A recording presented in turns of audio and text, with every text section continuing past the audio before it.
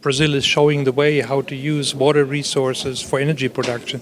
So this is the ultimate renewable resource because unlike solar or wind, water power is not intermittent. It can run all the time, and so it's a very solid base to build your economy on. On the other hand, as the example of the largest city of São Paulo shows, water is also scarce as far as a drinking water resource is concerned. So there's many problems that Brazil has to solve to make effective use of this resource. And in doing so, it can show the world how it really needs to be done. So it's really essential that this water forum is here, where there's basically the most important experiment on the globe going on as far as water resource use is concerned. Yes, absolutely, I think it will. I plan on attending. The organizers have asked me to join. I think it's very important that engineers give their input because most of these solutions are really technological solutions, and the present engineers can contribute to their solution, and the future engineers can be trained to address these in their studies.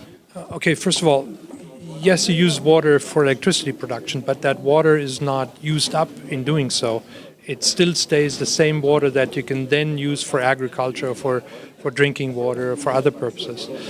Now, for the nuclear physics question, yes, I believe nuclear power plants can have an important role to slow down global warming because it's a non-CO2 producing technology.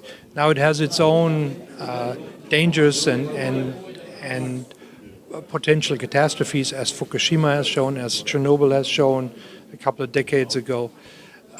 But there are new nuclear technologies that are being developed. First and foremost, thorium fission, which can, in my mind, generate a breeder cycle that will replace uranium fission and be much safer.